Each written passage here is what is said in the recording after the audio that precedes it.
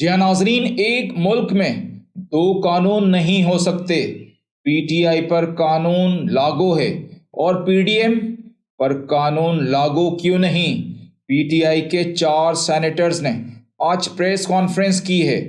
آ جائیں دکھاتا ہوں آپ کو، آ جائیں۔ آج ہم یہاں اکٹھے ہوئے ہیں پروٹیسٹ کے لیے، احتجاج کرنے کے لیے، کیونکہ ہمارے حقوق کی پامالی ہو رہی ہے۔ ہمیں جو کانسٹیٹیوشن نے حق دیے ہیں ان کی پامالی ہو رہی ہے۔ کانسٹیٹیوشن جو ہے وہ ایک ہری کتاب بن کے رہ گئی ہے، اس میں جو کچھ لکھا ہوا ہے اس کو نظر انداز کیا جا رہا ہے۔ آپ نے یہ دیکھا ہے کہ الیکشن کمیشن نے کہا ہے الیکشن کرنے کا، ہم نے سپریم کورٹ نے کہا ہے الیکشن کرنے کا، ہمیں لاہور میں، ہمیں پنجاب میں تو ڈیٹ مل گئی ہے، مگر ہمیں کے پی کے میں ابھی بھی ڈیٹ نہیں دی گورنر صاحب نے۔ یہ حقوق کی پامالی نہیں ہے تو یہ کیا ہے؟ آپ نے یہ دیکھا کہ آج کل کا جب بہت بڑی ریلی نکلی عمران خان کی قیادت میں، اور وہ زخمی آدمی تھے، ان کی ٹانگ میں ابھی بھی تکلیف ہے، ان کی قیادت میں وہ ریلی نکلی، اور یہ تیسرے اٹیمپٹ میں یہ ریلی نکلی ہے۔ ہم اس سے بہت ششدر ہیں، ہم حیران ہیں کہ یہ کس طرح کے یہ گورنمنٹ آ گئی ہے، کس طرح کے لوگ آ گئے ہیں کہ ان کو کوئی خیال نہیں ہے کہ آئندہ انہوں نے بھی الیکشن میں جانا ہے۔ یہ آپ کس طرح کے اگزامپل سیٹ کر رہے ہیں لوگوں کے لیے کہ آپ کو عوام نے ووٹ دینا ہے؟ یہ اس طرح کے حالات دیکھ کے عوام آپ کو ووٹ دے گی کیا؟ یہ میں ان سے پوچھنا چاہ رہی ہوں کہ وہ ہمارے حقوق کی پامالی کر رہے ہیں، ہمارے لوگوں کو مار رہے ہیں۔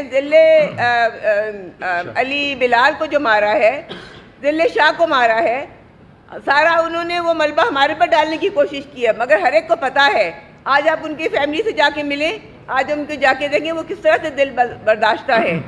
تو ہم یہ احتجاج کرتے ہیں، اور ان حالات میں ہم سیشن میں نہیں جا سکتے، سیلیبریشن میں حصہ نہیں لے سکتے۔ آئین کی دھجیاں بکھیری جا رہی ہیں، ایوانوں کی بے توقیری کی جا رہی ہے۔ آج پارلیمان کے جو ایوان ہے ان کی روح زخمی ہے۔ اس حکومت نے فسطائیت کے، جبر کے، ظلم کے، استبداد کے تمام تر ریکارڈز توڑ دیے ہیں، اور وہ بھی 85ویں سالگرہ کے موقع پر آئین کی۔ کیا ماحول بنا ہوا ہے؟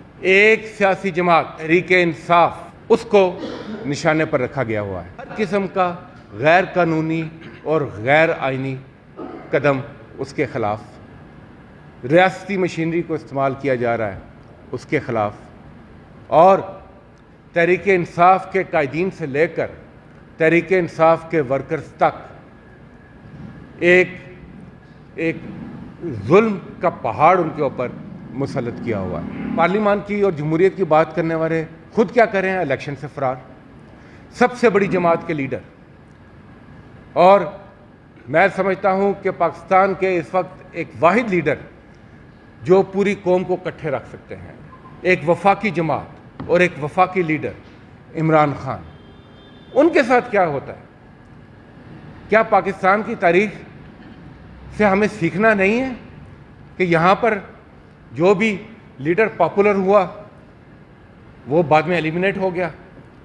عمران خان پر قاتلانہ حملہ ہوتا ہے، اور آج کی تاریخ بھی ان پر حملے کا ان کی جان کو خطرہ ہے، مگر آفرین ہے کہ وہ اپنی جان ہتھیلی پر رکھ کر اپنے لیے نہیں، اس ملک میں جمہوریت کے لیے، اس ملک کے اداروں کو مضبوط کرنے کے لیے، پاکستان کے عوام کو آواز دینے کے لیے وہ آج بھی گولیاں کھانے کے باوجود آپ کو سڑک پر ہے۔ ذل شاہ کے ساتھ کیا ہوا اس کی پوسٹ مارٹم رپورٹ چیخ کر بتاتی ہے۔ آج الیکشن شیڈول بھی اناؤنس ہو چکا ہے، مگر الیکشن کی سرگرمیوں پر پابندی ہے۔ اجازت ملتی ہے، اجازت واپس لے لی جاتی ہے۔ بطور احتجاج ہم آج اعلان کرتے ہیں کہ ہم بطور احتجاج ان سیلیبریشنز کا، ان تقریبات کا، سینٹ کے حوالے سے جو 50 سالہ تقریبات ہیں ان میں ہم نے شرکت نہ کرنے کا فیصلہ کیا ہے، اور یہ فیصلہ اس وجہ سے کیا ہے کہ یہ ہمارا ایک جمہوری حق ہے۔